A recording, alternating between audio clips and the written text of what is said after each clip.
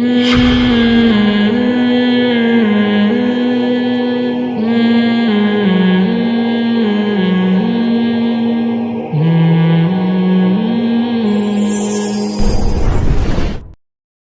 آ رہی میرا خیال ہے بات نہیں آ رہی تو مرنے کے بعد اچھوں کو بھی سمجھ میں انشاءاللہ آ جائے گی, لیکن پھر سمجھ میں آنے کا فائدہ نہیں ہوگا. ابھی پیٹ بھرے ہوئے ہیں, توندیں بھری ہوئی ہیں, بجلی جا نہیں رہی ہے. اتفاق سے کراچی میں 4-5 دن ہو گئے, تھوڑی دیر گیس اس کا متبادل گورنمنٹ نے کر دیا. ہمارے ہاں تو رات کو گیس جا رہی ہے, آج کل 11 بجے جا رہی ہے اور صبح 6 بجے آ رہی ہے.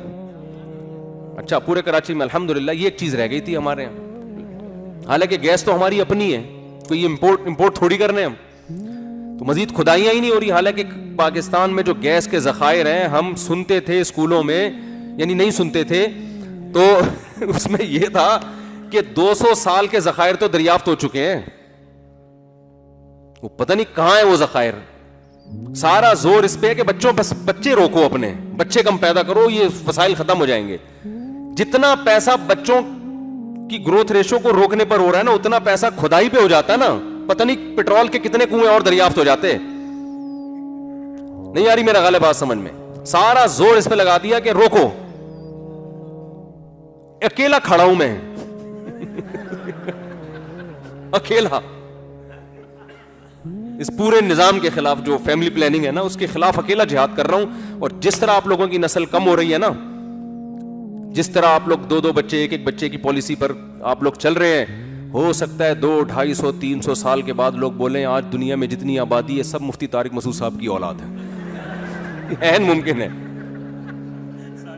جس طرح سے جو ہے نا چل رہی ہے نا گروتھ ریشو 1-2 یہ تو ختم ہو جائیں گے بھائی.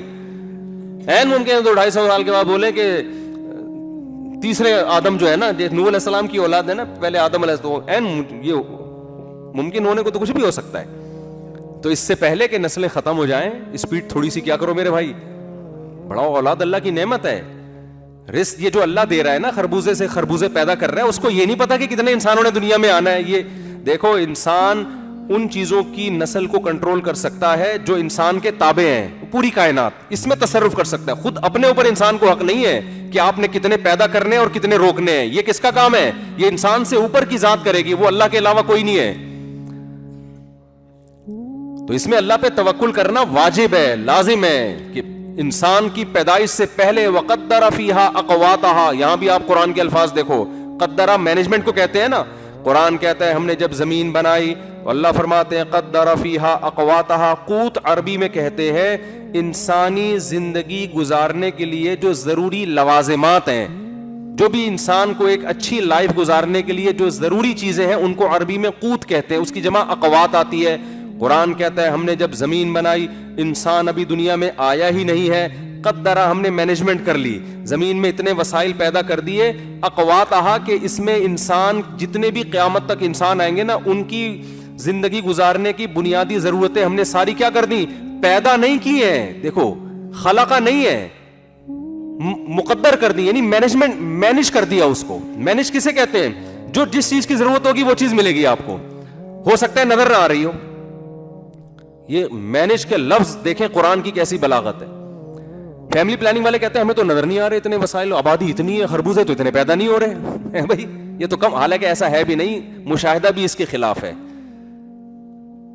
مشاہدہ یہ ہو رہا ہے کہ جتنی اسپیڈ انسانوں کی ہے نا, وسائل کے بڑھنے کی اسپیڈ اس سے کئی گنا زیادہ ہے. لیکن فرض کر لو مشاہدہ نہیں ہے, تو قرآن کیا کہہ رہا ہے کہ میں نے اندازہ لگا لیا ہے پہلے سے, تو ہر چیز اس کے حساب سے ٹائم پہ ہوتی رہے گی. اب جو پیٹرول کے کنویں دریافت ہوئے ہیں, یہ 500 سال پہلے تھوڑی تھے. 500 سال پہلے کوئی سائنسدان کہتا کہ یار جب دنیا کی آبادی 6 ارب ہو جائے گی, گدھے گھوڑوں پہ جب یہ سفر کریں گے, تو گھوڑوں پہ وہاں سے جب گندم آئے گی تو یہاں تو لوگ اتنے وقت تک یا تو گھوڑا گھس کے ختم ہو جائے گا یا گدھا گھس کے ختم ہو جائے گا جب امریکہ سے گندم لے کے چلے گا. اور چائنا سے جب لیپ ٹاپ آئیں گے, کشتیوں پہ آئیں گے, تو یہ تو جب وہ چپو چلائیں گے نا اس وقت تو یہی ہوتا ہوگا نا, تو یہ تو لوگ ہی ختم ہو جائیں گے. تو بھائی اللہ کہہ رہے میں نے مینج کر لیا ہے, بچے پیدا ہونے دو, آبادی بڑھنے دو, گیس کے ذخائر دریافت خود بخود ہوں گے, ٹائم پہ ہوں گے. ابھی کرنے کا فائدہ نہیں ہے, ابھی گدھے گھوڑوں پہ ہی جاؤ تم.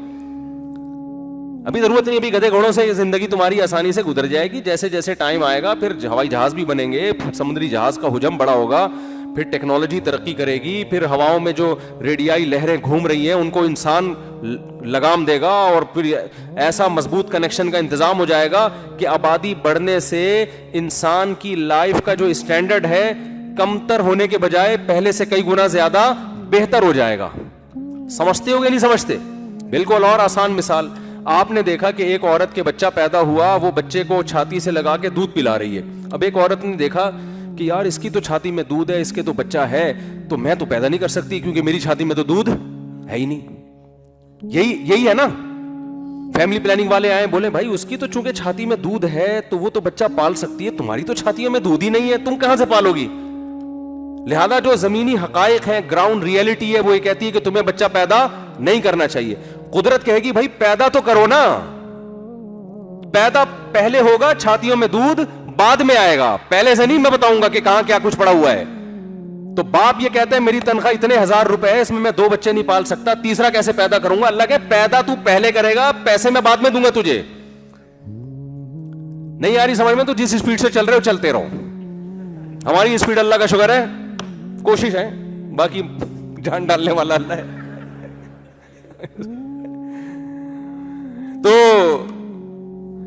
تو میں یس کر رہا تھا, اللہ تعالیٰ فرماتے ہیں وَلَقَدْ كَرَّمْنَا بَنِي آدم, ہم نے بنی آدم کو عزت دی. تو اللہ میاں نے سب کچھ کس نے کیا ہے میرے بھائی؟ اللہ نے کیا ہے. تو اللہ کہتا ہے جب ماں باپ کی نعمت میں نے دی, انسانوں کو میں نے بنایا, سوچنے کے لیے دماغ جس سے تم سائنسی ایجادات کر رہے ہو, یہ کھوپڑی میں نے دی تمہیں, یہ آنکھیں میں نے دی جس سے تم دیکھو سورس آف نالج جس سے سائنس ترقی کرتی ہے, وہ سورس آف نالج کیا ہے؟ وہ حواس خمسہ ہے نا. آنکھ سے دیکھتے ہیں, کان سے سنتے ہیں, زبان سے بولتے ہیں, ناک سے سونگھتے ہیں, کسی چیز کو, اسی سے تو سائنس ترقی کی نا. او بھائی وہ نیوٹن جو لیٹا ہوا تھا نا, تو اوپر سے سیب آ کے گرا نا. اگر خدا نہ خواستہ نیوٹن اندھا بہرا ہوتا تو گریوٹی دریافت کرتا, وہ اس کو سیب کا پتہ ہی نہیں چلتا کہ یہ سیب ہے کہ کیا ہے, یہ گرا بھی ہے کہ نہیں گرا. تو حواس خمسہ جو قدرت نے اس کو دیے تھے, تو سیب جب اس کے اوپر آ کے گرا ہے تو چونکہ وہ نیوٹن تھا, اس نے اسکول میں پڑھا ہوا تھا. اگر وہ ہمارے گورنمنٹ کے کسی اسکول میں ہوتا تو وہ کہتا کہ میں اتنا نالائق, میں نے نہیں پڑھا پھر بھی قدرت مجھے سیب کھلا رہی ہے, تو یہ اس کی ہم نتیجہ خاص کرتے نا کہ اس کا مطلب یہ ہے کہ ترقی کے لیے پڑھنے کی بالکل بھی ضرورت نہیں ہے, بغیر ترقی کے بھی انسان کو سیب ملتے ہیں. تو وہ چونکہ پڑھا ہوا تھا تو اس نے سوچا کہ یار یہ اوپر سے نیچے کیوں آیا, نیچے سے اوپر کیوں نہیں گیا, یہ سائڈوں پہ کیوں نہیں گیا. تو گریوٹی کا اس نے وہ لا دریافت کیا کہ بھائی جو بھی چیز میں بھی کثافت ہوتی ہے, جو وہ تو سائنسدان ہی بتائیں گے آپ کو, پوری ورڈنگ تو میں نے پڑھی نہیں ہے, تو جتنی پڑھی تھی اتنی یاد ہے. تو وہ جتنا اس کا حجم ہوگا اسی حساب سے اس میں کشش زیادہ ہوگی. تبھی کہتے ہیں چاند پہ جا کے آپ کا وزن 10 گنا کم ہو جاتا ہے, کیونکہ وہ چھوٹا ہے نا چاند. تو اب کیا ہے کہ یہ جو ساری کھوپڑی اس نے استعمال کی ہے, یہ کھوپڑی دی کس نے, آنکھیں دی کس نے, کان کس نے دیے؟ بولو نا, اللہ نے. اب لوگ ہم سے سوال پوچھتے ہیں کہ کافر کے بارے میں آپ یہ کیوں کہتے ہو کہ وہ جہنم میں جائے گا؟ اس نے تو اتنی سائنسی چیزیں ایجاد کر لیں, پنکھا ایجاد کیا اس نے, ایئر کنڈیشن ایجاد کیا اس نے, گاڑیاں سائنسدانوں نے ایجاد کی ہیں, جہاز سائنسدانوں نے ایجاد کیے. آپ تبلیغ کے لیے بھی جاتے ہو تو یہودیوں کے ہوائی جہاز میں بیٹھ کے جاتے ہو, اور صبح شام انہیں یہودیوں کو آپ برا بھلا کہہ رہے ہوتے ہو. تو یہ لاجک کی بات ہے, یہ اللاجیکل ہے, بظاہر اللاجیکل بات ہے. تو ہم اس کو جواب میں کہتے ہیں بھائی بات یہ ہے کہ ہمیں سائنسدانوں سے بڑی محبت ہے, کیونکہ انہوں نے ہمارے لیے اتنی ساری چیزوں کو ایجاد کیا. تو سوال پیدا ہوتا ہے کہ سائنسدانوں کو اس سے محبت کیوں نہیں ہے جس نے ان کو ایجاد کیا؟ نہیں آ رہی بات سمجھ میں؟ اللہ پوچھے گا کہ کراچی میں یونیورسٹی میں پڑھنے والے طلباء, نیوٹن سے اللہ پوچھے گا کہ وہ تجھ سے اتنی محبت کرتے تھے کہ جب کوئی مولوی کہتا تھا کہ کافر, مجھے نہیں پتا نیوٹن جنت میں جا کے جہنم میں, کسی کو فتویٰ نہیں لگا رہا, لیکن ایک جرنلی اصول تو یہی ہے نا کہ جس نے اللہ پر ایمان نہیں ہے اور اللہ کی توحید اور پیغمبروں کی رسالت جو جس پہ اللہ نے ایمان لانے کا حکم دیا اس کو دعوت پہنچی بھی اسلام کی, جس کو نہیں پہنچی اس سے تو سوال نہیں ہوگا, لیکن دعوت پہنچی بھی اور اس نے سر اٹھا کے اس پہ غور نہیں کیا, وہ ساری زندگی سیب ہی میں الجھا رہا کہ اوپر سے نیچے آ رہا ہے تو یہ نیچے سے اوپر کیوں نہیں جا رہا. جس خالق نے اس کو بنایا اس کے بارے میں اگر اس نے غور و فکر نہیں کیا, اس کا حق اس نے نہیں پہچانا, اگر یہ کام نہیں کیا ہی نہیں کیا, نیوٹن جانے, نیوٹن کا اللہ جانے, مجھے نہیں پتا, لیکن اللہ اس سے پوچھے گا کہ اگر تو نے یہ کام نہیں کیا تو کراچی کے لوگوں کو تجھ سے محبت تھی اس لیے کہ تو نے ان کے لیے ایسے ایسے قوانین دریافت کیے جس کی وجہ سے سائنس نے اتنی ترقی کی. تو جس نے تجھے پیدا کیا تجھے اس سے محبت کیوں نہیں تھی؟ سمجھ میں آ رہی ہے بات کہ نہیں آ رہی؟ تو نے اس کا حق جاننے کی کوشش کیوں نہیں کی کہ وہ مجھ سے کیا چاہتا ہے, وہ کن چیزوں سے خوش ہوتا ہے, کن چیزوں سے ناراض ہوتا ہے, اس کے حقوق تو نے پورے کیوں نہیں کیے؟ تو بھائی قرآن یہ کہتا ہے کہ تمہارے لیے سب سے امپورٹنٹ جو سوال ہے اور سب سے امپورٹنٹ جو تمہارے لیے جس مسئلے کو حل کرنا ہے وہ کیا ہے کہ تم نے خدا کو راضی کیا یا نہیں کیا. سمجھ میں آ رہی ہے بات کہ نہیں آ رہی؟ آج ہماری ینگ جنریشن کے دماغوں سے خدا کا تصور آہستہ آہستہ ختم ہو رہا ہے. گرل فرینڈ بوائے فرینڈ کا سسٹم کیوں آ رہا ہے ہماری سوسائٹی میں؟ غیر مسلموں میں ہے نا یہ گرل فرینڈ بوائے فرینڈ, ہے کہ نہیں ہے؟ بولو نا کیا ہو گیا؟ تو ہاں بول دو یار, کیا جا رہا ہے اس میں؟ بتا رہے ہوتے ہیں دوست یار میری گرل فرینڈ ہے, خدا نے اس کی اجازت دی ہے, تو نہیں بولنے میں کیا جا رہا ہے؟ سارے بول دو نہیں دی اجازت. قرآن میں ہے نا ولا متخذاتی اخدان ولا متخذی اخدان, چھپی دوستیاں. پہلے زمانے میں چونکہ گرل فرینڈ کو بہت ہی بیہودہ حرکت سمجھا جاتا تھا اس لیے چھپ کے دوستی کی جاتی تھی عورتوں سے. یہ بغیرتی اس دور میں نہیں تھی, اس لیے قرآن نے گرل فرینڈ کو کہا چھپی دوستی. یہ اس سے بڑی برائی ہے کہ آپ کھلی دوستی شروع کر دو اس سے. دوست کو بتا رہا ہوتا ہے میری گرل فرینڈ. او بھائی یہ ہندوؤں کا کلچر ہے, یہ انگریزوں کا کلچر ہے, یہ قرآن کو ماننے والوں پہ یہ لفظ سوٹ بولو نہیں کرتا. یہ ناپاک پلید گندا رشتہ ہے, اس کو فخر سے مت بتایا کرو. کافر خدا کی دی ہوئی نعمتوں کا انکار کرتا ہے. وہ کہتا ہے کہ یہ خود بخود خربوزہ ایک نیچرل پروسیس ہے جس کے تحت ہم کھا رہے ہیں. گوشت ایک نیچرل پروسیس ہے کہ گھاس گائے کھاتی ہے تو اس سے گوشت بن جاتا ہے تو ہم کھا لیتے ہیں. ہم کہتے ہیں یہ نیچر خود سے کچھ بھی نہیں ہے, اس نیچر کا ایک کریٹر ہے جو کون ہے؟ خالق ہے. ہمارے پاس اس کے دلائل ہے. جب ہم اس خدا کو مانتے ہیں تو ہم یہ بھی کوشش کرتے ہیں کہ اس خدا کا انٹروڈکشن کیا ہے. ہمیں وہ اسلام کے علاوہ کہیں بھی وہ تعارف نہیں ملتا. اگر اسلام کے علاوہ کوئی اور مذہب انٹروڈکشن کرا دیتا تو ہم اس کو فالو کر لیتے. ہے ہی نہیں اسلام کے مقابلے میں کوئی. کسی نے بتایا نہیں خدا کا تعارف کیا, اور اتنا بہترین انٹروڈکشن, اتنا بہترین تعارف. کوئی کہہ سکتا ہے نا کہ اللہ کو تو مان لیا, تو اللہ کو اللہ کیوں کہہ رہے ہو آپ؟ بھائی اللہ کے علاوہ کوئی اور خدا ہوتا تو وہ بتائے نا میں بھی ہوں. بات ہی جب اللہ کر رہا ہے, اس نے تورات بھی اللہ نے نازل کی, انجیل بھی اللہ نے نازل کی, اور قرآن بھی اللہ نے نازل کیا. موسیٰ کلیم اللہ کو اللہ نے بھیجا, عیسیٰ علیہ السلام کو اللہ نے بھیجا, محمد صلی اللہ علیہ وسلم کو اللہ نے بھیجا. جب سارے کام اور پھر الحمد سے لے کے والناس تک وہ اپنا نام اللہ ہی بتا رہا ہے, وہ احکامات بھی وہ دے رہا ہے, تو ہم اس خدا کو مانیں گے جو بولتا بھی ہے, اپنا تعارف بھی کرواتا ہے, یہ بھی بتاتا ہے میں کن چیزوں سے خوش ہوتا ہوں, یہ بھی بتاتا ہے میں کن چیزوں سے ناراض ہوتا ہوں. گونگے بہرے خدا کی ہمیں ضرورت بولو نا نہیں ہے, جس کا پتہ ہی نہیں مارکیٹ میں وہ ہے کدھر. یہ بہت سے کافر مانتے ہیں خدا کو گاڈ ہے, کہتے ہیں یہ مسلمانوں والا اللہ نہیں مانتے ہم. تو پھر کون سا مانتے ہو جو بولتا ہی نہیں ہے؟ دیکھو مجھے ایک بات بتاؤ یار, تم لوگ کو مثال کے بغیر بات سمجھ میں آتی نہیں ہے. جب تک بدتمیزی والی مثال نہ ہو نا, مجھے ایک بات بتاؤ, ایک آدمی کی بیوی ہے, وسیم آ کے کہتا ہے یہ میری بیوی ہے. زید صاحب چپ چاپ بیٹھے ہوئے ہیں نا یوں کر کے, کہتے ہیں ایکچولی میرے لیے امپورٹنٹ نہیں ہے یہ کون, اور وہ بیوی بھی اس کے ساتھ جا رہی ہے, گھوم رہی ہے, انجوائے کر رہے ہیں, راتیں بھی گزار رہے ہیں, بچے بھی پیدا ہو رہے ہیں. زید چپ چاپ 10 سال تک خاموش بیٹھا ہوا ہے. اب کوئی بندہ آ کے کہتا ہے کہ یار یہ زید کی بیوی ہے. ہم کہتے ہیں نہیں یار یہ وسیم کی بیوی ہے, کیونکہ وسیم ہی کے ساتھ رہتی ہے, بچے بھی وہیں پیدا ہو رہے ہیں, اور جو ہے جاتی بھی ہے. ہم کہتے ہیں نہیں یار یہ زید کی ہے. ہم کہتے ہیں مدعی سست گواہ چست. اگر یہ زید کی ہے تو وہ منہ سے خود کیوں نہیں پھوٹتا؟ چپ کیوں بیٹھا ہوا ہے وہ؟ کیا خیال ہے ہم کس کی سمجھیں گے؟ زید کی سمجھیں گے یا وسیم کی سمجھیں گے؟ ہم بولیں گے بھائی تیرے کہنے سے نہیں ہوتا, جس کی ہے یا تو وہ پرلے درجے کا معذرت کے ساتھ بغیرت انسان ہے, یا وہ ہے ہی نہیں اس کا شوہر. کیونکہ وہ اچھا جب چیلنج ہوا نا, ایک صاحب نے دعویٰ کیا زید کی بیوی ہے, اس چیلنج کے بعد بھی زید چپ چاپ بیٹھا ہوا ہے. لوگ آ کے کہہ رہے ہیں بولنا بتانا, وہ کہہ رہے ہیں چھوڑا یار یہ نو نو, یہ کوئی بڑا میٹر نہیں ہے, مجھے یہ چھوٹی چھوٹی باتوں میں کوئی دلچسپی نہیں ہے. اس کے بعد بھی محلے والوں پہ یہ سوٹ کرے گا کہ زید کو مان لے اس کا شوہر؟ بولو نا.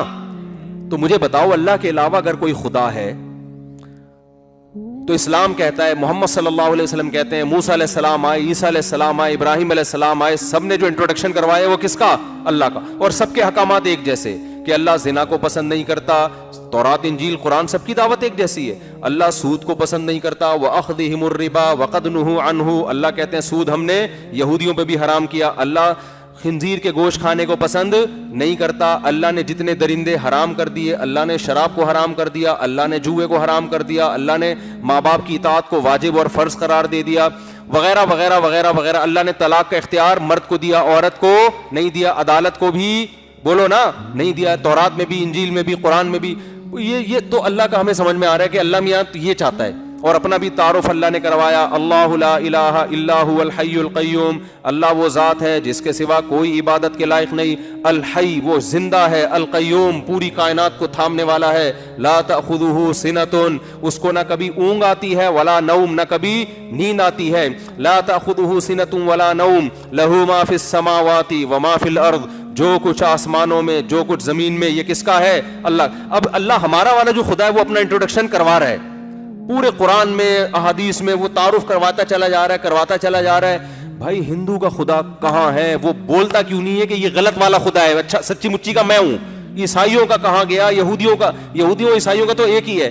ایتھیس لوگوں کا, ملحد لوگوں کا کہاں گیا؟ کافر کا خدا کہاں گیا؟ وہ بولتا کیوں نہیں ہے؟ وہ ایسی کتاب آسمان سے نازل کیوں نہیں کرتا؟